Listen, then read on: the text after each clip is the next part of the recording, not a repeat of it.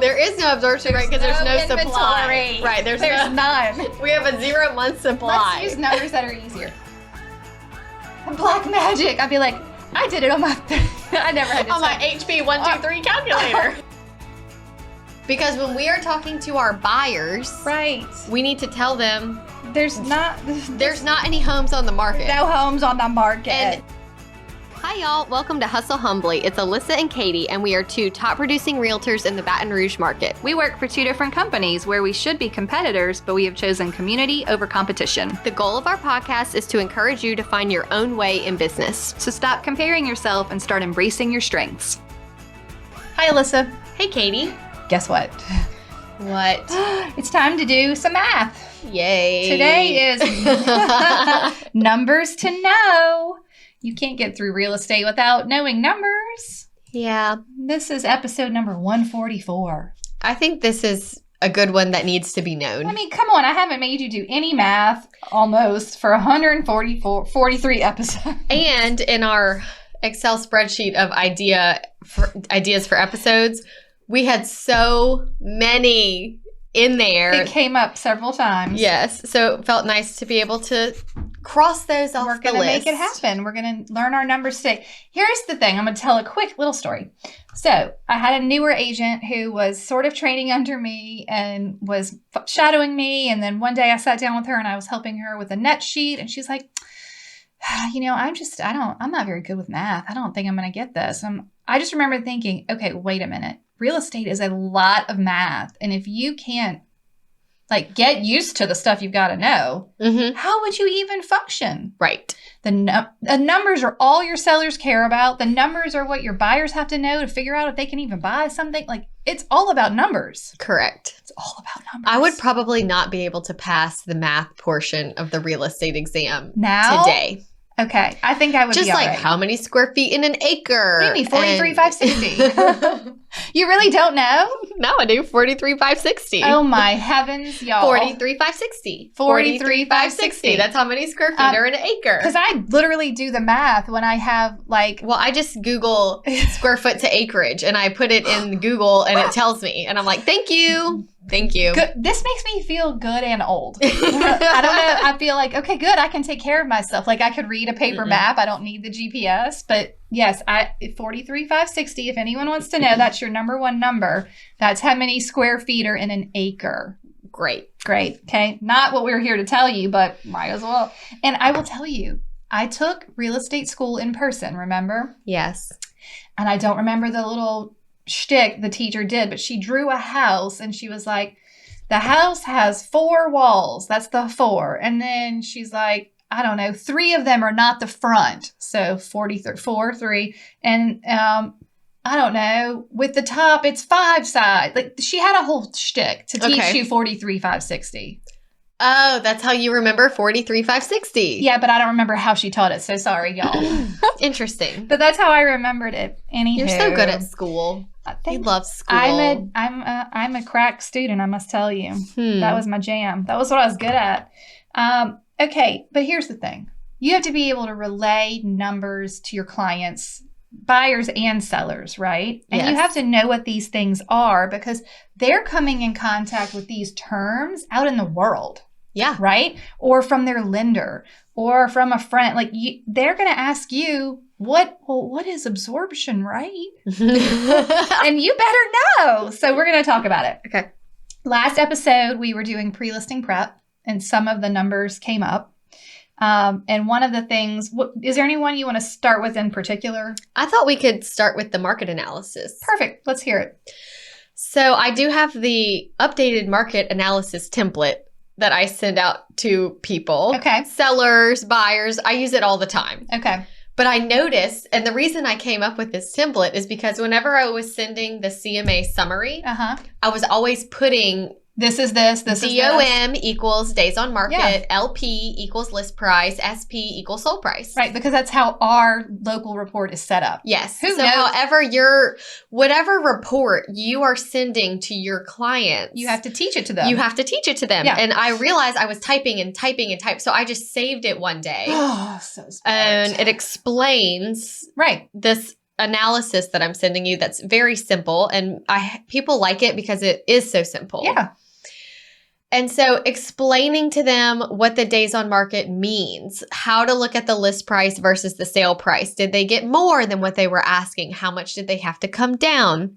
One thing I like about our summary, and I have noticed just from looking at so many, is that it has like the minimum price. Mm-hmm. It has the outliers. Yeah, it has the minimum, the maximum, the average, and the median. Yeah. Well, here's what I have found. Mm-hmm. Anytime the average and the median are close together, and sometimes they're the same number. Wow.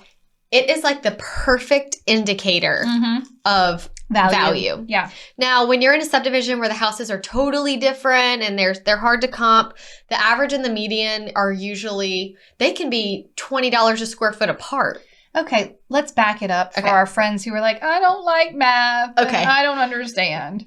The average is if there were 5 houses that sold in the last however long you made the report. 6 months. 5 houses sold. The average is the average price of all 5 together. Yes. The median is the middle of those, right? Yes. Okay, so it's not taking all 5 and adding them together and dividing by 5. That's the average. Right. The median is what's the middle, right?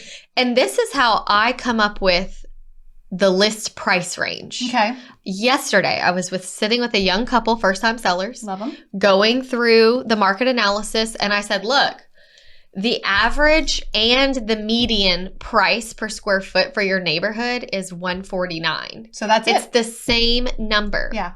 The highest, the max, went up to $159. Okay. Which would put you at this price. So this is our range. And however good you can get your house, the closer to that 169 number we can push for. Sure.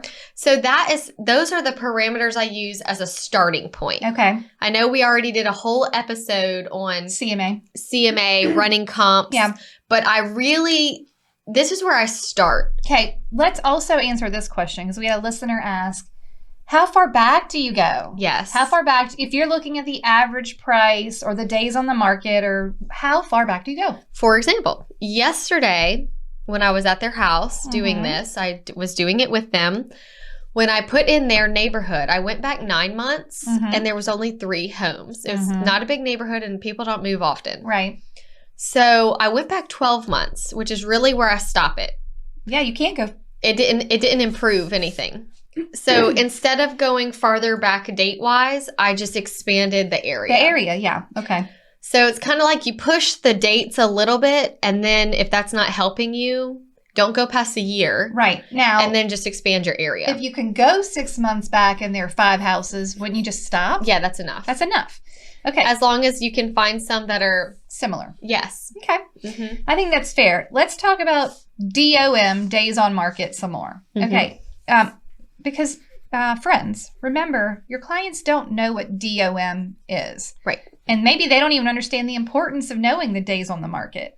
But let's just say in the last 6 months, you're looking at a neighborhood and 6 houses have sold. Okay. Well, you go to look at the days on the market for each one, and it's 1 day, 3 day. So I'm going to do a whole math example. You ready? Okay, I'm ready. 1, 3, 7, 4, 2, 50. Okay. You had 6 houses. That's how many days on the market they were. If you average the days on the market, which our report will tell you, that's 67 total days divided by 6 houses is 11 days on the market. Okay. But if you remove, let's say the house that was on the market 50 days was in bad shape. Yes. Like really bad. Totally different than the other 5 houses.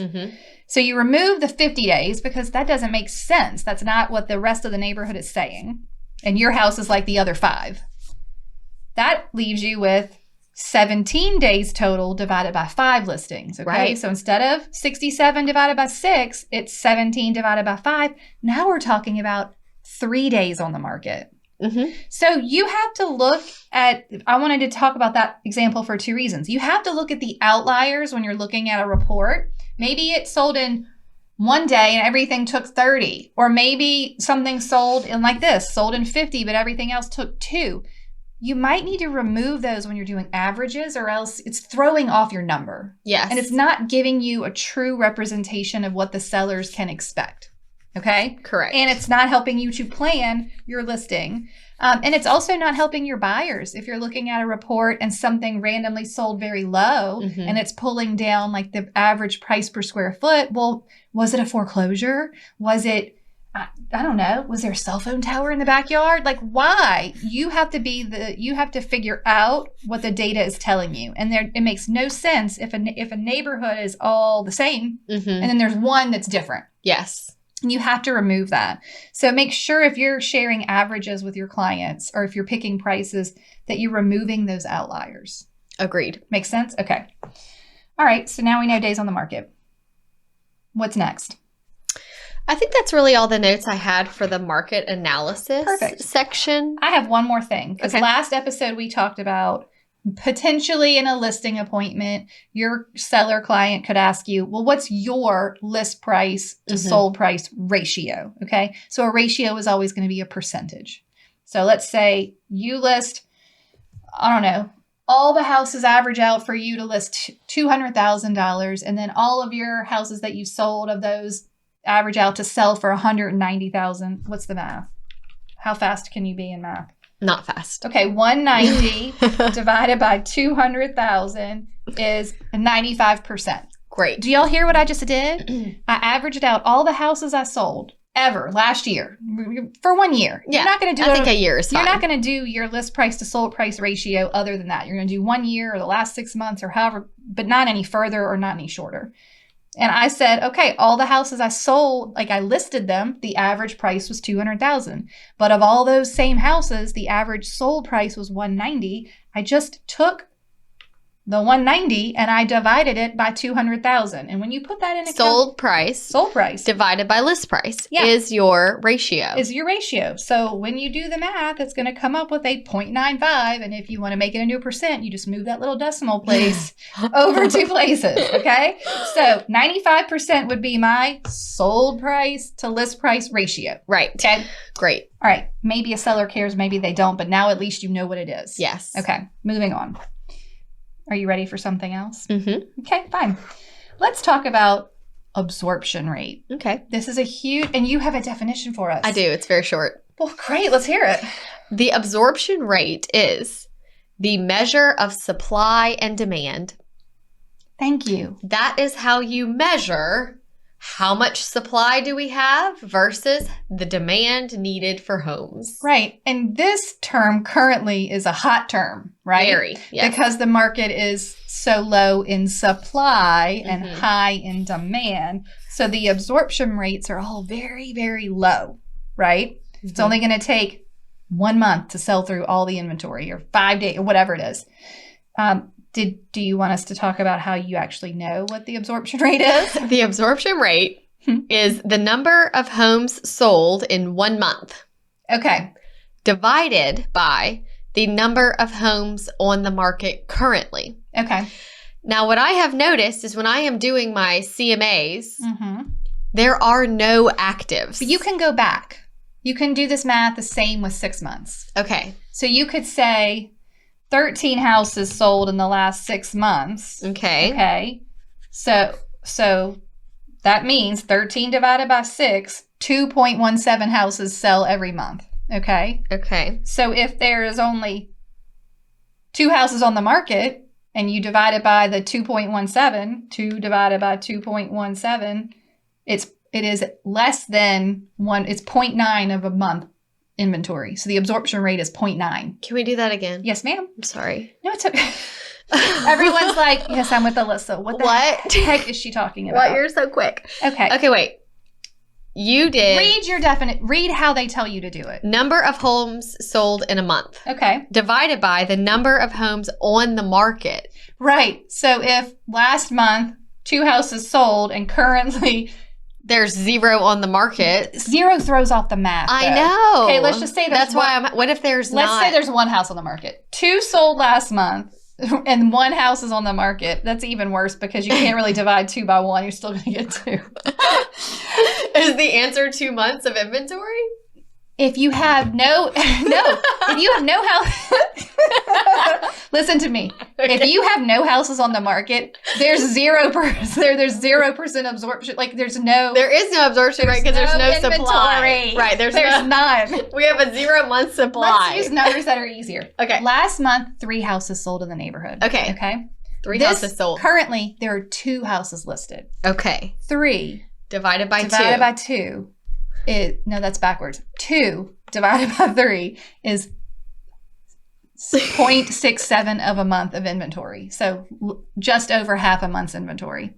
Okay? Because it took 2 houses sold. What do we say? We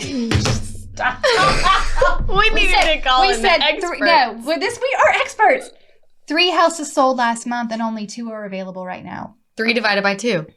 It's 2 divided by 3. It says number of homes sold in 1 month divided by the number currently on the market. Oh, fine. Okay. 3 divided by 2. So what is that number? 3 divided by 2. 3 divided by 2. Oh, God bless. That's how many months? 3 divided by 2. 1.5. Okay, so we have 1.5 months of inventory.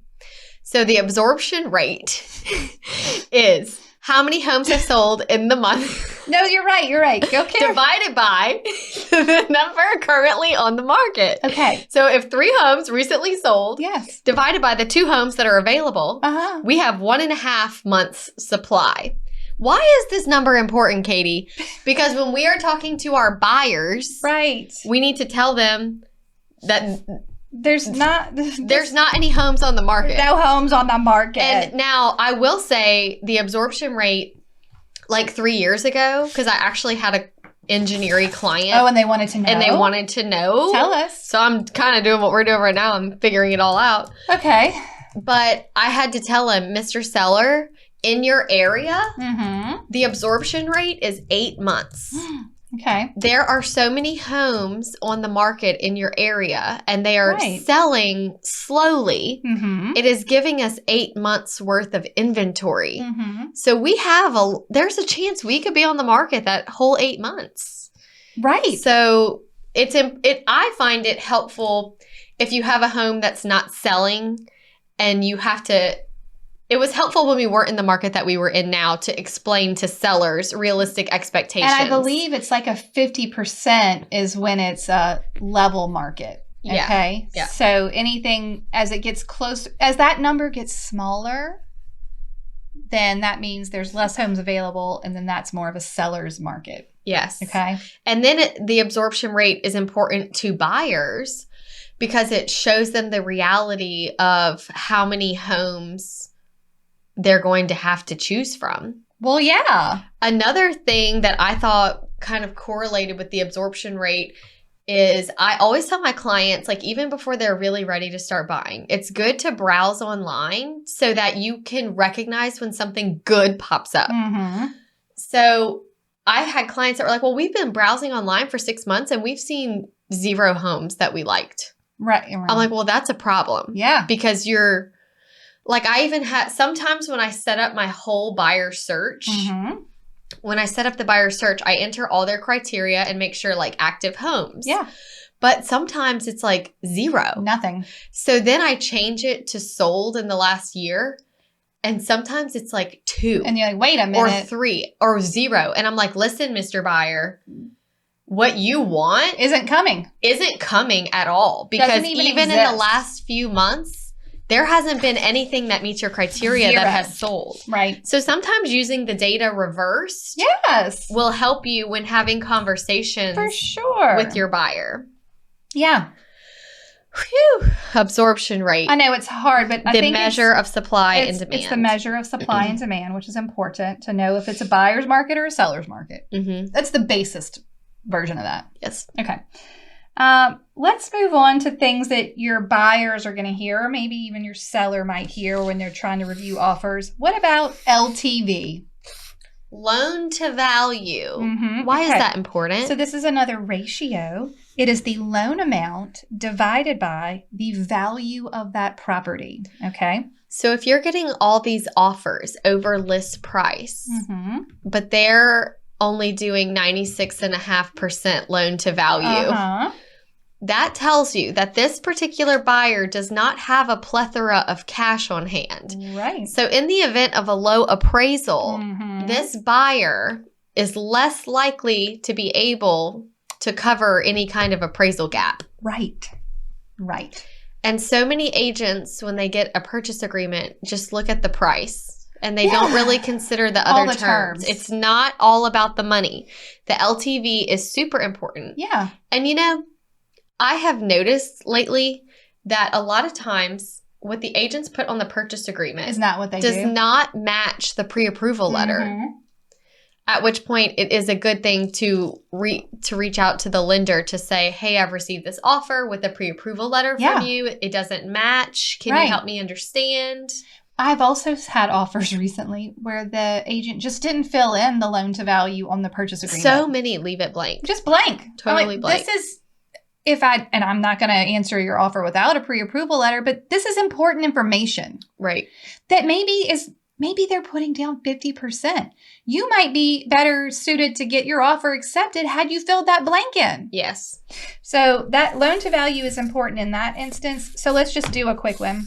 Okay. Let's say that your property is valued at $380,000. Okay. Okay. And your loan amount is $300,000. So you take $300,000 divided by 380 Okay. and you get 79%. So your loan to value ratio would be 79%. Perfect. Okay. That means that you're under that magical 80-20, right? That 20% down. You're more likely to have an appraisal waived at this percentage down. You're not going to have mortgage insurance at this percent down. This is like the magical number that back in the day, you had to get there anyway. Yeah. Like you had to put 20% down. We don't do that anymore. But this is kind of like that super sweet spot for buyers where you're avoiding some expenses and you're maybe going to have some other positive ramifications like a waived appraisal. I have had a lot of buyers lately that were like, well, we're not sure if we want to put down 5% or 10% or 15%. But and I always tell them, like, ask the lender Mm-hmm. to show you what the monthly note difference is Mhm. between putting 5%, 10%, and 15%. Right. Ask for those 3 monthly notes. Yeah. And a lot of times after seeing how little it changes the monthly note unless you Right. hit 20. Yeah. But from 5 to 10 to 15, It's not a big difference. it is not a big difference. And a lot of times those people opted to just do 5%. Yeah. To keep their cash on hand. Yeah. Because having, 10, 15,000 extra in your bank account Mm-hmm. was more valuable to them than saving $12 a month on your monthly note. Yeah. Like until you get to 20%, it doesn't It's not really giving change. you the big benefits. And I also tell my buyers, you may decide that the house that you're buying needs more work than you thought. Yeah. Or maybe the sellers aren't doing any repairs in this market. Mm-hmm. So maybe keeping your cash on hand Or is maybe better. you have to cover an appraisal gap. Yes. You're going to have to use cash for that. Right. You're going to have to use cash for that. So until you get to 20%, Yeah. there's not a lot of difference. Okay. Now let's talk about down payment. Okay. Your buyer may say to you, well, how much of a down payment do I need? And then you'll say, well, what did your lender approve you for as far as your percentage down? Your sales price times the percentage down equals the down payment. I know that seems super simple, y'all. But simply, whatever the sales price is, if it's $300,000 and you want to put 20% down, you say $300,000 times 0.20 is $60,000. Right. So you need a $60,000 down payment on a $300,000 house for it to be 20% down. And that's always where I start too, especially with first-time investors. When people call and say, Yeah. I want to invest in real estate. Can you help me get started? I'm like, sure. The first thing you need is a 20% down payment. So and I always just spill right into, so if it's a $200,000 house, you'll need about $40,000 for your down payment. Is that something that you feel ready to do? And they're going to be like, Oh, wow. And then also remember, you're going to be looking at about 3% for closing costs because sellers aren't really covering that right now. Right. You got to have it all. Yes. You got to have it all. So going Oh, into geez. those numbers, but I do try when I'm talking to the public and the consumer, when I'm speaking in percentages, to just follow up with the number. cash number. Yeah, because they don't know. Because they're like 20%. And No, then I'm and like, not that's only do they 40,000. not know, they might not even know how to do the math. I know. They Right? may not know. So you have to help them out with that. Mm-hmm. Okay, are you ready? Y'all, let's do the easies and then we'll come back to a harder one. Hey, Alyssa. Hey, Katie. What do we mention almost every episode? Email templates. You're right, we sure do. And after every time we mention an email template, do you know what we get? Emails asking if they can have copies of the email template. Can you send me a copy of that template? I have never had one like that. That sounds great. And you know what the good news is? What? You can get all of our email templates from our course, Email Templates 101. Tell the people about it. Our course has all of the email templates you would need to send to your buyers and your sellers and your clients that are buying and selling at the same time Exactly. to get through every step of the transaction and giving them information that they need for where they are in the transaction. It's great because you never forget to tell them something. Yes, and we've already done all the work for you. Yeah. We wrote them and Yeah. you can personalize them Yes. and just feel organized knowing that you have all the information where it needs to be. And if you purchase Email Templates 101, you do get lifetime access. So occasionally we like to go in and make updates based on the market or if we find a new best practice and we put that right into the template and you get that updated straight away. It just goes straight to your course. Yep. Right, it's just there. amazing. It's It's just already in there. there. It's just already there. in there. You don't even have to worry about it. We'll That's send you an wonderful. email and we'll say updated. That's great. Where can they find these email templates? You can find the email templates at emailtemplates101.com. Emailtemplates101.com. Yes, head over for reviews and all of the specifics. Wonderful. Okay, enjoy. Okay, so last week we talked about our seller net sheet Yes. quite a bit. On your seller net sheet, you're figuring out things like your prorated taxes. Mm-hmm. Okay, so for instance, I am going to try and do this quickly. I look at the CMA for your neighborhood. I see that it only takes 1 day to sell a house. Okay. I'm going to assume that a closing takes 30 days, okay? And we're going to list it in next week, which is May 1st. So basically, by the middle of June, I should have this house sold, right? Yes. So then I'm going to say, okay, well, that's conservatively 6 months out of the year, right? That you're going to have to pay your prorated taxes. And if you have an escrow account, great, you'll get it back after closing. But you need to be prepared at closing to pay it, right? Yes. That's how you figure out that part of the seller net. You look at the days on the market, you look at when you're listing, you say, okay, well, we should be closed by June. Mm-hmm. And then you look at the tax bill and you divide it. Well, that's easy. You just divide it in half. It's half the year, right? Mm-hmm. Or you divide it by 12 and multiply it by however many months. If you said, oh, we'll be closed by the end of March, multiply it by 3, right? Yes. Did I do that too fast? No. Okay. And Fine. if you did, just press that little rewind button on the Right. podcast Go app. back. Okay. Just go back. The other things that are on your seller net that you're going to have to do the math for your clients so they see it is your commission percentage. Whatever the sales price is times that percentage is going to give them the amount of money they have to pay. Okay. Okay. Please don't just say your commission is X percent. Do the math on the paper. For them. Let them see the totals. Mm-hmm. What else is on that paper? I think that's pretty much all the real And then I have mathing. just like seller closing costs from the title company. Yeah, which I pretty much always put the same number. Me too. I reached out to the title company I use and asked, what should that number be? Yeah. Now, And that's what I chose. back in the day, and it's still a blank on my thing, I have a concessions blank. Okay. So I would look at the market, the CMA, and I would say, okay, well, all of the houses in your neighborhood sold for list price, but they all gave $5,000 in closing costs. Right. And then I would put that in the concessions blank, or I'll be like, they all sold for a mix of some concession, like some closing cost, and they came off the list price. Mm-hmm. And it equaled out to be about 3%. Right. So maybe I would say 3% of your sales price, be prepared to Mhm. negotiate that.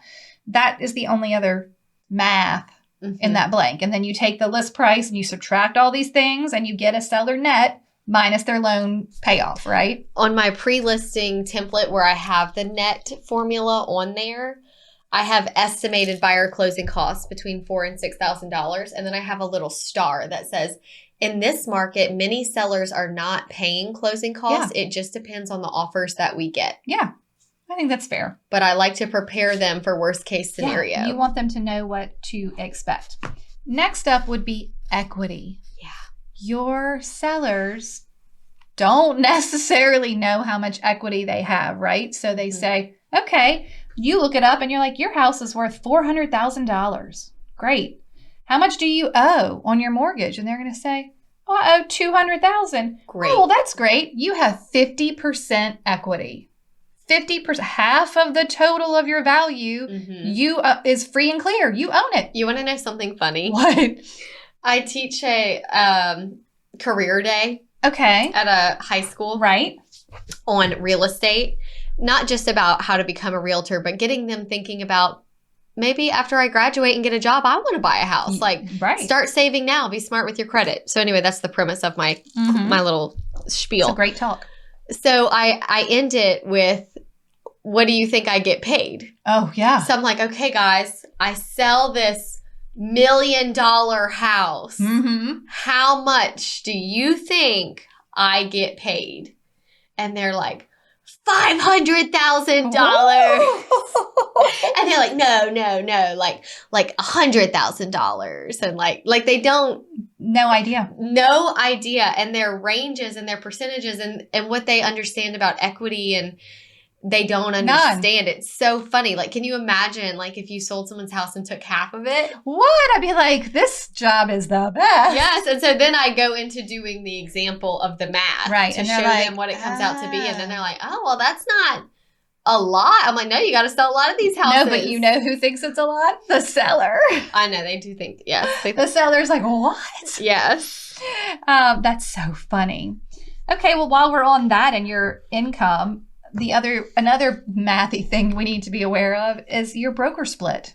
Yes. So now you've told your students X percent of that house ended up in whatever commission. Let's call it $20,000.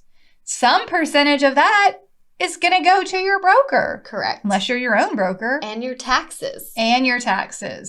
So you got to keep those numbers in mind as well. And when you are interviewing brokers, I think it is very good to ask the person you are interviewing with to do an example breakdown.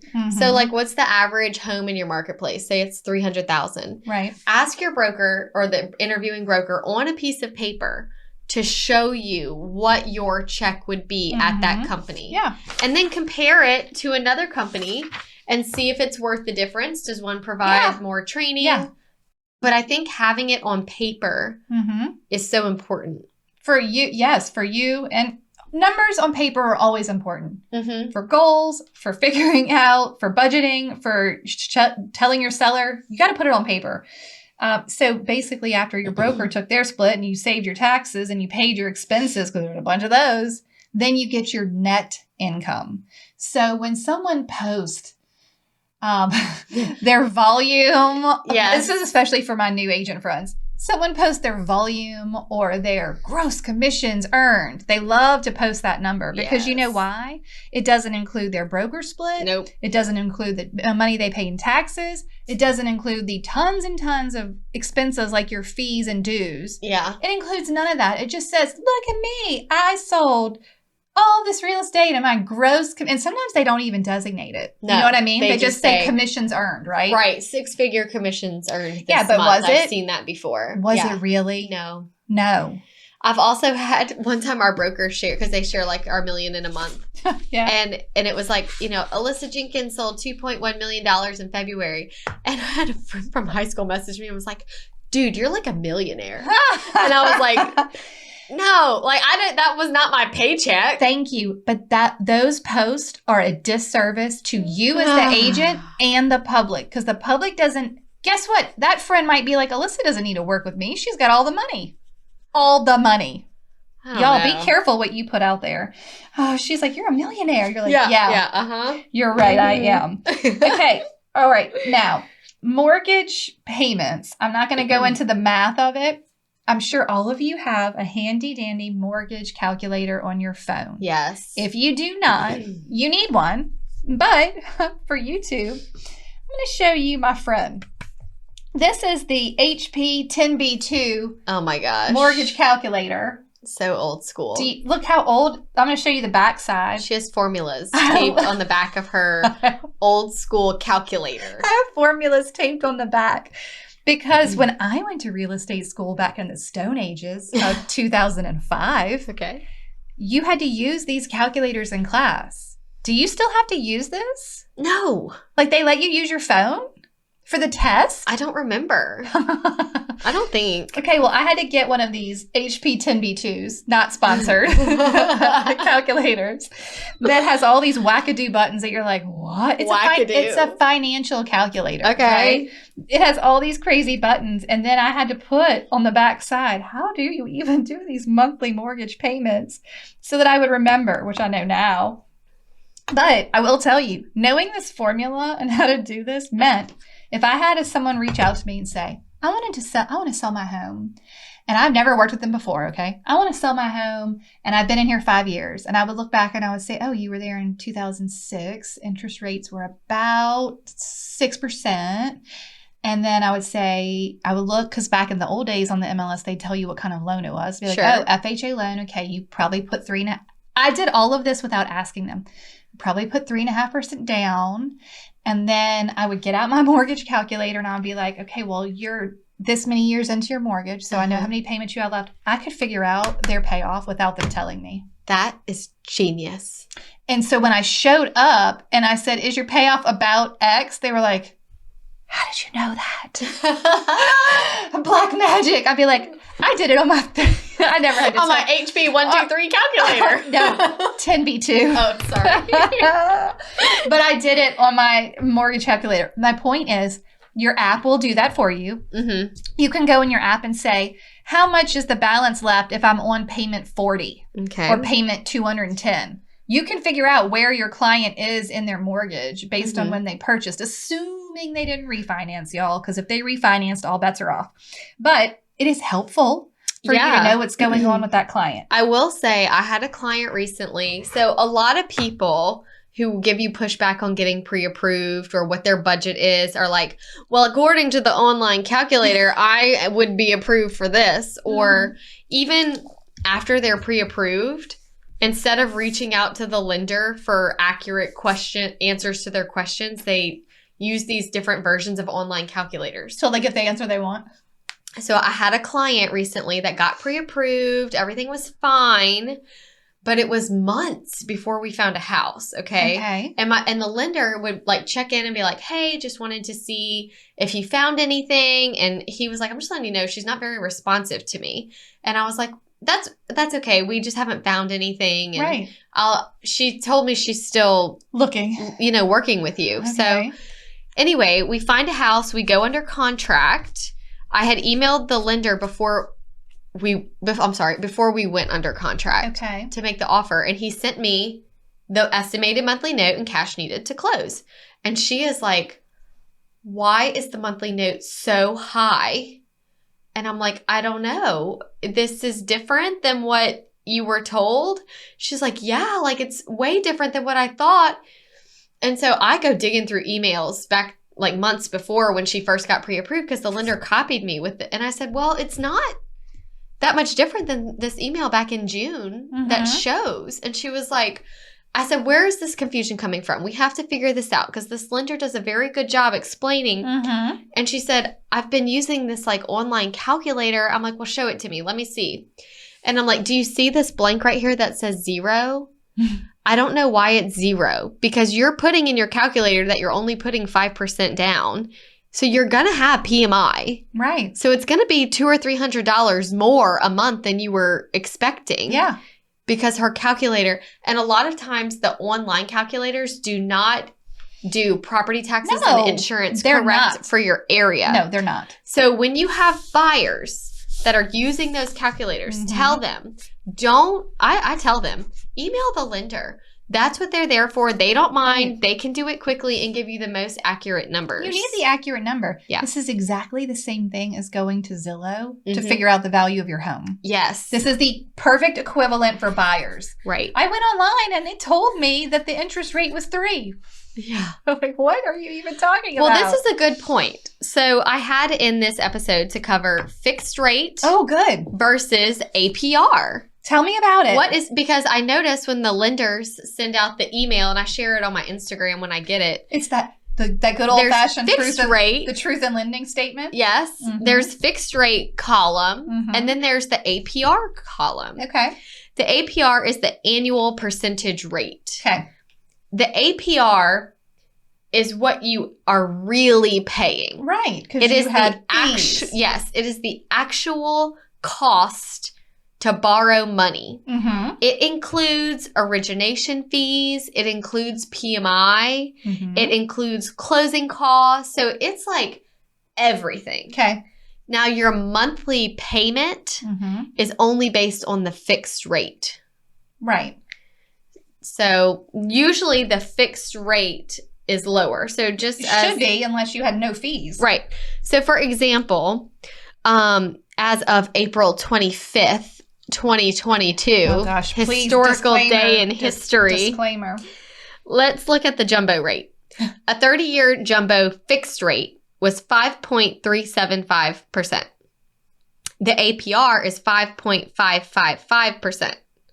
So a little over a point and a half, around a point and a half, a little less than a point and a half, is the difference between, I'm sorry, point I was like, one, whoa. not a point and a Yeah, I half, got you. but 0.1 I knew and what you some meant. change. Mhm.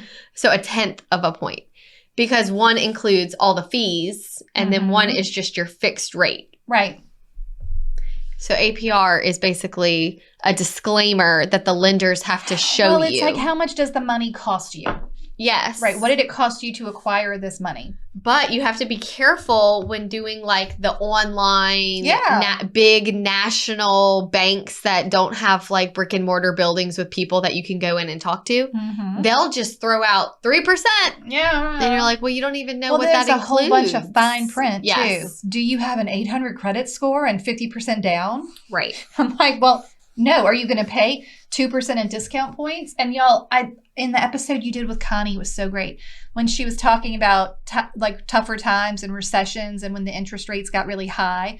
Then you had to get a little bit more creative in your financing. Mm-hmm. And it's time for all of us to start preparing for understanding Mm-hmm. what is a discount point. I have that written down. Great. Tell me. So a discount point is when you buy down the mortgage interest rate. It is costly. You pay money up front You pay money to get a different interest rate. Now, a lot of times I have found when buyers are shopping lenders, especially when interest rates weren't 3%, and I think we'll start seeing this more. They're going to, The lenders know that that the buyer is trained to look at the interest rate. just that. Who's going to give me the best interest rate? Yeah. Who's going to give me the best interest rate? The buyer doesn't understand how to review a very complicated fees worksheet. Right. So the lender is sending them over a fees worksheet with a 3% interest rate, and they're like, this is great. Whereas the better lender is sending them a fees worksheet with 3.25 because they're not charging them. Uh-huh. A lot of times when buyers are getting pre-approved, the lenders include discount points in the fees worksheet because they aren't looking at the fees. They're only looking at the interest rate. Right. So I tell my buyers, when you are shopping lenders, if the first lender quotes you at 3%, let's make it more modern. If the first lender quotes Please. you at 5%, Because that just hurts my heart. ask lender number 2, Uh-huh. can you quote me at 5%? Apples to apples. Apples to apples. And then once the percentages are the same, Mhm. then you look at the fees. Yeah. Cash needed to close, the Yes. closing costs. Uh-huh. Because you don't want your buyer to be surprised at how high you opted for this lender with the lower rate, Right. but you didn't realize they were charging you right. for I that would rate. also like to insert here that now, granted within reason, sometimes the lender with the slightly higher rate provides much better service. Yes. And you may think that's not important and that you're going to live with this number for 30 years, which is Mhm. true. But the good service may be the difference between actually getting it closed and losing your dream home. I had a buyer just recently get pre-approved with someone I recommended, and I think she even may have interviewed someone else. Okay. Loved my person.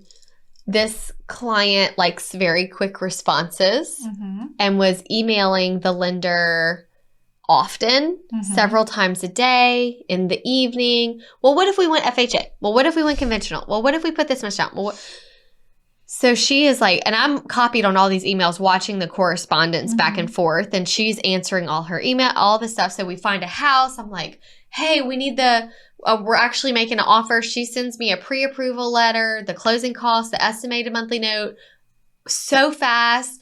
We're under contract. So I send we're under contract email to my buyer, copy the lender.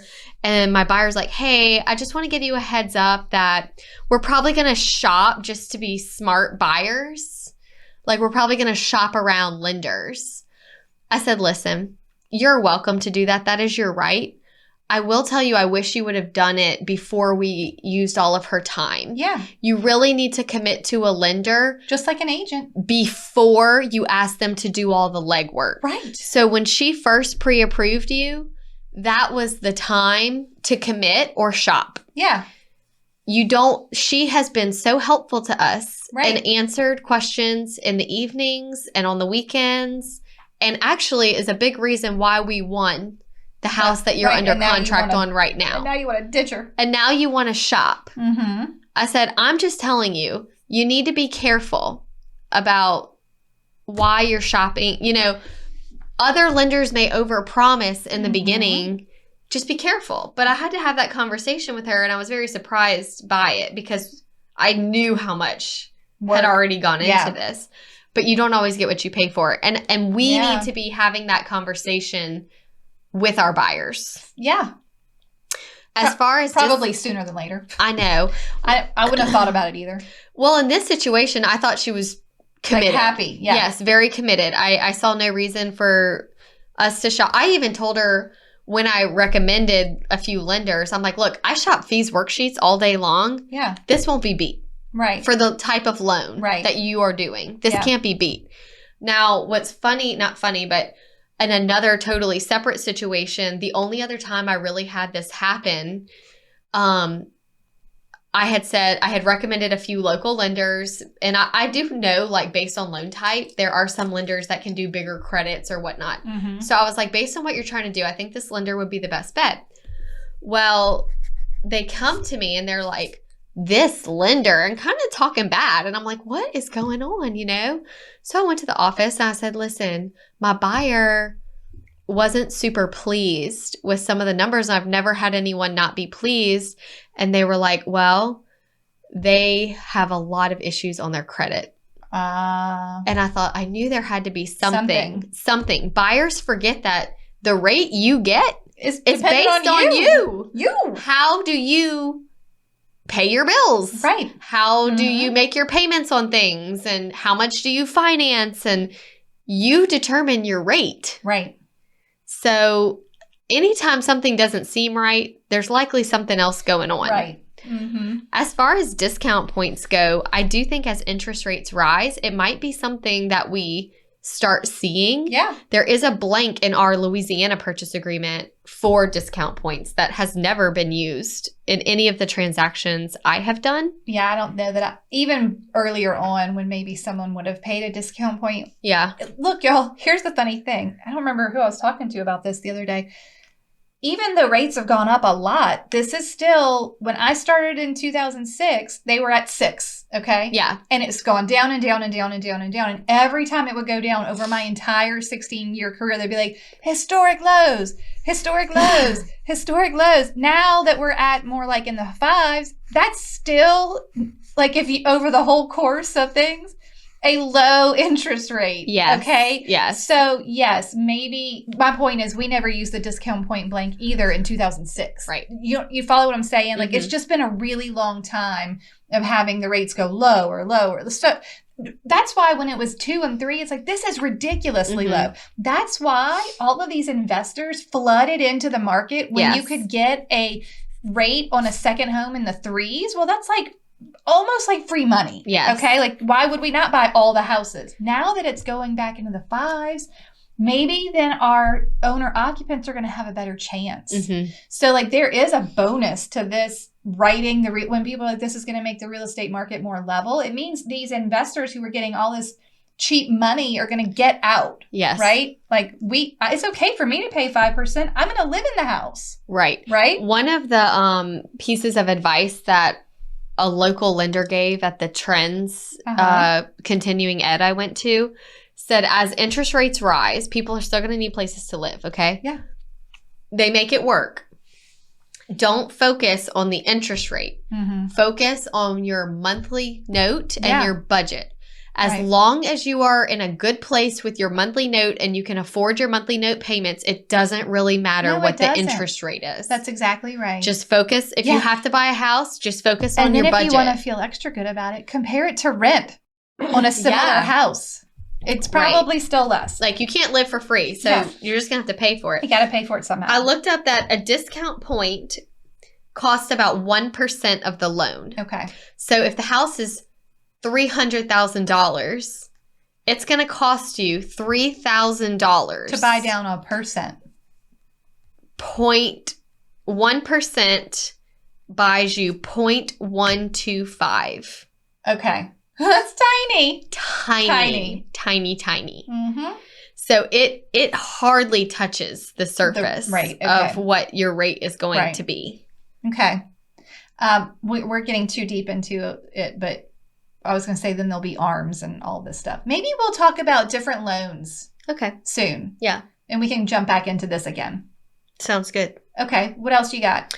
The last example I had, because I just went through this myself with the flip report is capital gains. Okay. You do need to be careful on giving too much advice to your client. Because it's person specific. It is very person specific, and you must refer them to their CPA. Always. But here's how you figure out your capital gains. Okay. I have modified the flip report numbers to make it for easier math. Perfect. So what you paid, $140,000. Okay. The improvements you made, let's say $60,000. Okay, so I have $200,000 in the house. Got it. That's my adjusted basis. Oh my fancy word for what I have in the house. That's everything you got in. Selling price is $300,000. Okay. I'm sorry, $310,000 minus expenses of selling, which is like your closing costs, commission. So let's just say $10,000. Yep. Okay. For easy math. Love it. So my adjusted basis was $200,000. My adjusted sales price is $300,000. Okay. So they want your adjusted sales price minus your adjusted basis. So basically my check at closing, which already had all the fees taken out, minus, so what I got. Yep. Minus what I put in. What you spent. So $300,000 minus this is tough. $200,000 equals $100,000. Okay. At which point I called my CPA and said, CPA, how much do I owe in capital gains on this $100,000? And then they offered you the barf bag with the number? Yep. Okay. And they said, well, because it's a flip and you never rented it out, you are taxed the same as your income bracket. I said, oh, what is my income bracket? And they said, you're at 41%. And I went, what? So I had to write a check for $41,000 to the IRS. If I would have kept it and rented it out for 12 months, I would have saved a little bit. But to me, it wasn't worth it because then you might have to redo it after the tenants move out, blah, blah, blah, blah, blah. So I counted my losses. I paid my taxes. You still won. I still won. You still won. Just the IRS also won. The IRS also won big on my poor little flip house. They sure did. But that is how you calculate. That's why when you are flipping a house or spending any money on your rental properties, if you have to buy weed and feed for the grass at your rental property, put that receipt in your write-off column, because as small as you can make that number, the less taxes you owe, which is why it's good to be a diligent record keeper. Always. On your spending. Always. But that is how you figure out your capital gains. Okay, and a quick reminder to everyone on capital gains, you have to live in a house for 2 years to also avoid that. Yes. So if you have a client who is going to go sell a house less than 2 years in, they need to be aware and talk to their CPA. I know pre-listing was last week. Yep. But that's a good question to ask Right. when a seller reaches out to you to say, hey, Mr. Seller, how long have you lived in your house? Oh, I bought it last year. Right. Whoa. Okay, well, we need to talk. That should be a red flag right there. We need to talk about capital gains. Yeah. And you need to reach out to your CPA and see what will you owe. Right. Same situation. Say it's a situation where a seller is taking a loss. Mm-hmm. They get some tax help on a loss. So I tell my sellers, I have a situation now Okay. where I sold him this condo for $120,000. Okay. We're selling it for $150,000. Mm-hmm. Looks good on paper. But the condo assessments while he owned it were $45,000. Oh my goodness. They redid the stucco. They put on a new roof. Like a whole new place. They had to rebuild the balconies. It is a whole new place. So he is actually taking a loss. Yikes. But it's very important because if he just didn't submit that to his tax people, they would charge him money Mm-hmm. on this because he rented it out. Yeah. So they would charge him money. But because he has records of what he paid on Right. this condo, they're counting it as a pretty significant loss. So it's So he actually gets a tax benefit. great. But they need to know all this. You need to speak with your CPA. Yes. Okay. Is that the end of your... That's all my notes. Okay, I have the hardest one left. Harder Okay. than absorption rate? Well, I don't know, not necessarily. Everybody take a breath. In commercial real estate, Oh, God. there is something called cap rate. Okay. The oh so mysterious cap rate. So mysterious. If you want to work with an investor, this term may likely come up, whether they're buying a rental property that's residential or an office building or an apartment complex or whatever. Cap rate. Okay. What is cap rate? First of all, it is short for capitalization rate. Wow. And that's very exciting. And the easy formula for this is your net operating income. Okay, so this is a rental property. You've made money on it. Your income, your net income, divided by the value or the purchase price equals cap rate. Okay, that's the very simple thing. Now, here's the hard part. How do we figure out our net operating income? Yeah. What will we do? Okay, you're going to say, I have a scenario. Actually, My scenario. we did your house. So Alyssa has a rental house that's relatively new, okay? So the maintenance isn't super high. The house is not very old. It is currently worth, and let's say she was going to buy it, not that she owned it. Let's list it for $250,000. Today, That's yes. what it's worth, $250,000 to list it for. It is rented out for, tell us, $1,775 per month. Yes. Right? So you're going to take $1,775 times 12. That's So how much it makes in a year. in a whole year, you get $21,300. Okay. Then what are your yearly expenses? Well, you pay taxes. And today I learned that in Louisiana, that is 1% of the Property value. property value. So $2,500 she's got to pay to the state for the taxes. She has homeowner's insurance for Yep. $800. She pays an HOA fee every year for Once a year. Yeah. $350. She does not currently have flood insurance. We'll all advise her to go get some. Maintenance, she said she paid about $2,000 a year because she likes to keep it looking really good. I cut the grass. She cuts the grass, so her maintenance is maybe a little bit higher than normal, but okay, fine. So her net income is that gross, that $21,300 minus all those numbers, which equals a net of $15,650.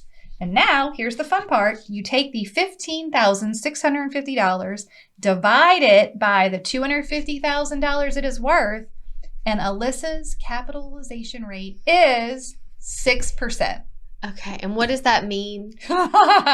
Like, Investors will use this number as a determinant on if they want to pay that price for that property. I see. Okay. So when I started out, investors would say, we want a 10% capitalization rate. We're not going to buy anything for less than a 10%. Maybe yours is kind of low, right? Yeah, But maybe you're planning to keep it for 30 years and that doesn't matter to you at all. Yeah. The point is that the number will come up. It's not that hard of a formula to figure out. It just takes a little bit of work. Right. And if you're working with investors, it's best if you know what that means, especially if you're listing an investment, okay? Right. If you're taking a listing of a rental house and you can say it's a 10% cap rate, that's going to sell that thing. Sure. Okay. So 10% would be a good one. I don't know what the average investor likes now. It could be 8. I have no clue. Y'all go find an investor and ask.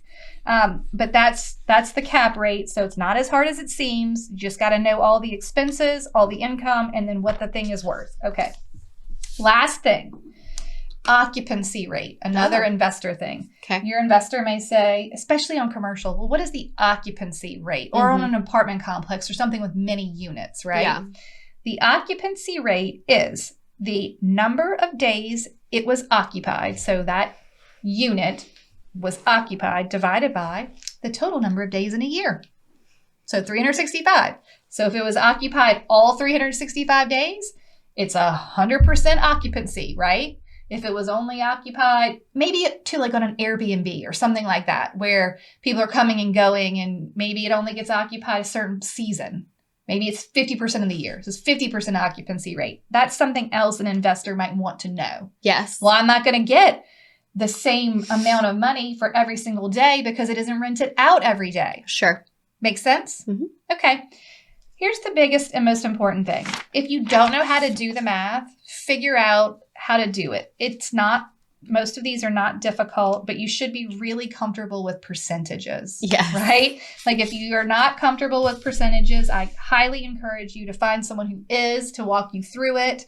I was that kid in math class that didn't get it and asked all the questions to where the teacher was like so annoyed until I could get it, right? So it doesn't come natural. You have to learn it, but your clients need you to understand it. And they need you to know the terminology so you can walk them through it. Maybe I get an investor client that's worried about cap rate, but plans to keep it for 30 years. I'm like, it doesn't matter. It doesn't matter. It doesn't matter. So you just need to know. Okay. Oof. That was a lot. That was good. So many numbers.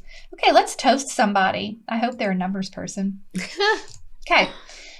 Kelly Bishop wanted to toast to the amazing office of Easy Life Realty. Oh, I like that name. I know. They're a small family-run brokerage with only about 40 agents. They're located in North Texas. She said, I came over a year and a half ago after spending 2 years with a national chain brokerage and only doing 8 deals in 2 years.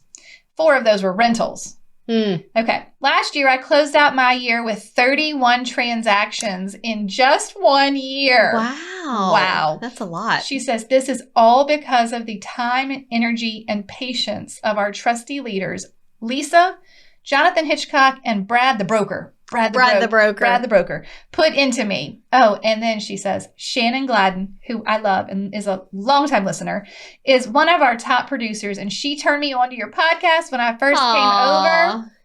And it has helped so much to teach me how to juggle multiple deals at a time. She even bought the templates, and that is big because I do not buy into a lot. And I love them, by the way.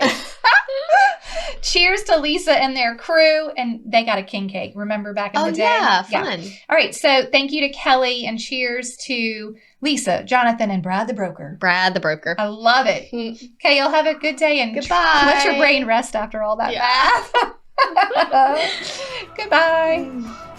Thank you so much for tuning in to the Hustle Humbly podcast. Let us know who we should toast to for the next episode. Be sure to follow us on Facebook and Instagram at Hustle Humbly Podcast. If you have an episode, topic, or question, please email us at hustlehumblypodcast@gmail.com. Be sure to subscribe to the podcast and leave a review. See you next week. Bye. This is the good life.